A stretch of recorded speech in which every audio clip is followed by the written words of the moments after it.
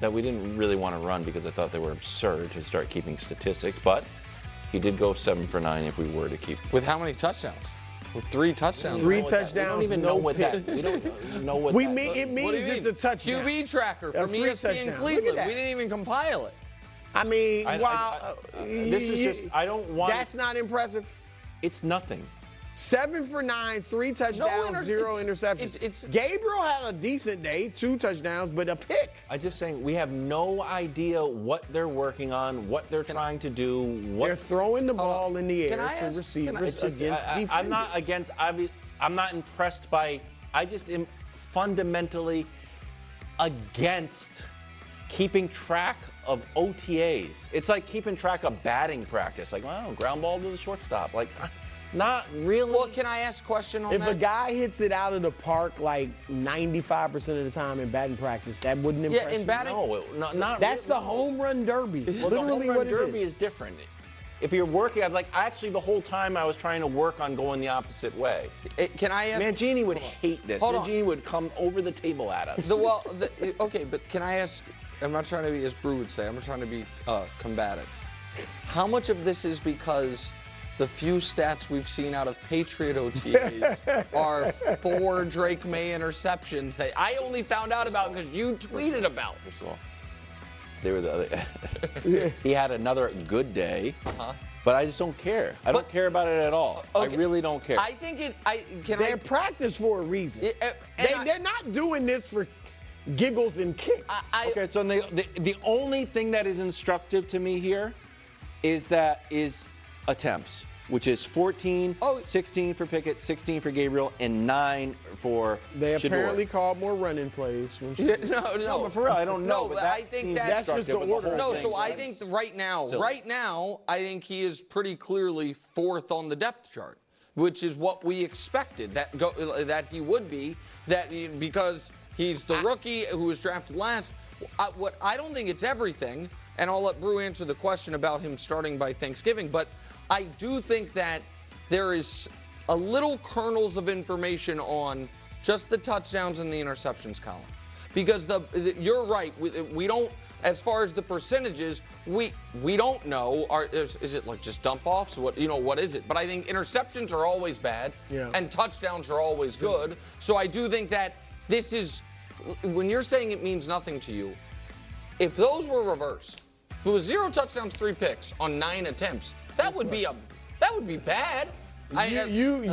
something. I think that would be something. I mean, look, you're gonna do the red zone drills, and you're doing drills from so what's a touchdown? Well, one thing it may have, at the very least, the interceptions. But go ahead. Well, look, we talked about it last year. I wrote it off, and I think sometimes interceptions can be a guy trying things, but usually that's an established guy. Yeah, of course. Like when Brock threw those interceptions last year, though, he didn't have his best year. He had his worst year. Everyone made fun of me. So I'm just saying, but what's... Yeah, okay, well then let's talk about that.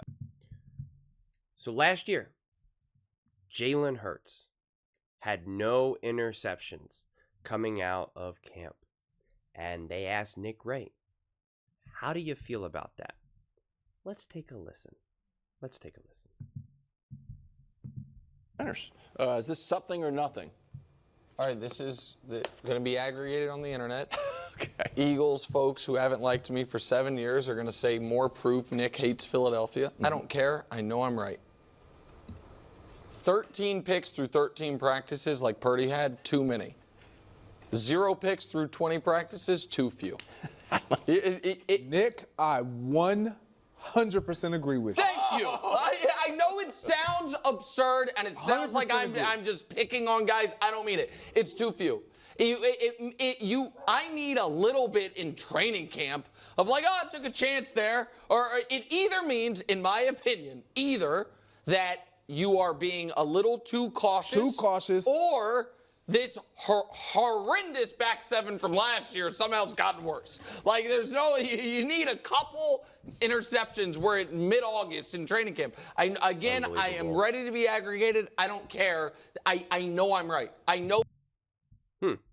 Now, of course, I know it's not the exact same timeline and, OTAs, et cetera, but it's of the same flavor here.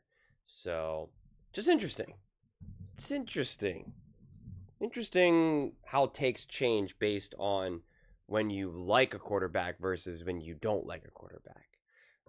When you like a team versus when you don't like a team. Interesting. Just pretty interesting. Listen, man, this is 100% nothing. Honestly. I mean, is it better that he has no interceptions? Absolutely. Absolutely. But this is some of the most misleading,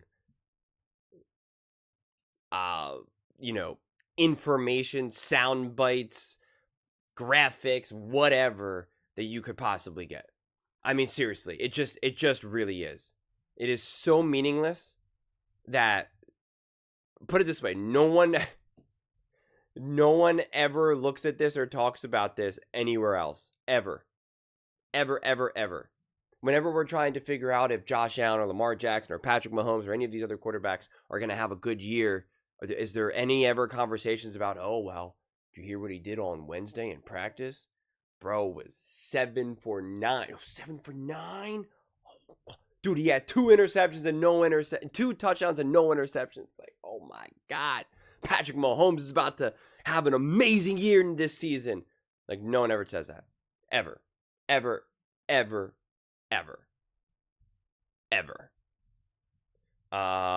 And you do have no idea what any of these players are working for, what the defense is doing, what the offense is doing. If they each were doing the exact same thing and they each had 15 passes each, then I could understand. Then it could maybe be a little bit more standardized. But this really shows you effectively nothing. Seriously. Especially in one random day. Like, it's just, you can be a huge Shedeur Sanders fan. You can be the biggest Shedeur Sanders fan. You can be the biggest Shedeur believer and believe that he is about to light the league on fire. That is fine. You're not going to use this as evidence of that being the reality. You just can't. It just makes no sense. None. At all. And like I said, it's just funny to hear Nick be like, this is bad. No, because he just literally said in this very segment, touchdowns are always good, interceptions are always bad. And then yet, when he was talking about Jalen Hurts, when he was trying to make fun of the Eagles, make fun of Jalen Hurts and bring him down, he was like, this is actually a problem. This is actually a problem. This either shows you that the Eagles' defense is awful, the Eagles had the best defense in the NFL, or that Jalen Hurts was being too shy or careful or something. Yeah, also not the truth. So, it's why your takes have to stand alone, by themselves, on merit, not based on who you like versus who you don't like. If you believe something to be true in terms of how you're reaching a conclusion, that logic has to be applied to everyone else. If I believe that having no interceptions is important and valuable and telling of something special in OTAs and practice, whatever, for one player, well, then it's like that for all the players. You don't get to pick and choose when you want to apply that logic. I don't pick and choose when I want 1 + 1 to equal 2. It always equals 2. Okay? And it's just, this is the frustrating thing about the Cleveland Browns and Shedeur Sanders right now, is that we can't just kind of have open conversation. The truth is that this should have never even been like a thing at all, which is why Wild was like, I didn't even want this here, because it is silly. It is kind of absurd, just like it was about Brock Purdy and Jalen Hurts last year. Again, different moment in time, different section of practices and whatnot. But like, on one side, I get why it's here to talk about, because we got to talk about something, quite frankly. And I'm okay for that. I'm okay with that. But my commentary will still be, listen, on one side, I'm happy that we have something like this because it's fun, it's interesting, we can talk about it, we can laugh about it. And it also exists for people like me to be like, well, this is absurd and is meaningless. Like, you put up a graphic like that so Wilds can say, this is dumb. This is dumb. You're just serving it up for yourself, which is fine. But I guess my counter to even that, even though I just kind of defended it, is like, let's just talk about other things, though, that actually matter. You know, let's have a conversation of what does Shedeur Sanders need to show to elevate that he is worthy of the starting role? What does Shedeur Sanders need to work on? You know, we already heard about Caleb Williams. It was already reported by the Chicago Bears that he needs to work on his body language, pre-snap reads, and there was a third thing that I forget right now. He made apparently a great throw, but I guess I forget now. Something to do where I guess the location wasn't exactly right, and even though it was a successful throw and a nice throw, I guess Ben Johnson was like, no, you can't do that. It won't work. That's real coaching. That's real information. That's real progress. That's real growth. That's something of substance. Having something like this with zero context only meant to hype, because the problem is if he threw 3 touchdowns and 0 interceptions, like we see, it's to try to hype everything up and exaggerate it to the nth degree. If Gabriel was 3 touchdowns, 0 interceptions, and Sanders was 2-1, it would be used as a way to be like, see, told you he's not as good. Whatever it is, it's just meant to really emphasize points that don't actually fundamentally exist right now in this moment of time. And the whole batting practice analogy isn't actually accurate, because the whole batting practice is not home run derby. You're not just trying to hit home runs in batting practice. That is a complete lie. That's not how it works. And you are a lot of times working on your curveball, hitting the ball the other way, breaking pitches, change-ups. You're trying to do all different things. And in fact, you even do that in spring training. There's times in spring training where it's just like a coach will be like, I only want you to hit the ball to the opposite foot. I don't want you to pull anything. You know what? You're swinging a little too early. I want you to let the ball get a little bit deeper. You know what? I want you to kind of, I want you to keep your arms in a little bit, your elbow in a little bit closer to your body for today. You're working on all different things. For all we know, a coach went right up to Pickett and said, hey, you know what? You usually are like this. I really need you to be like this. I want you to be right in here. Feel your shoulder like this. This is where I want you to throw from right here. This is what I want. This is what I want you to do. We have no idea. Zero. So it's just absurd. It's meaningless. 100% meaningless. And quite frankly, it only does more harm to someone like a Shedeur Sanders than anything. Yeah. Those are just my thoughts. I'd absolutely love to hear yours.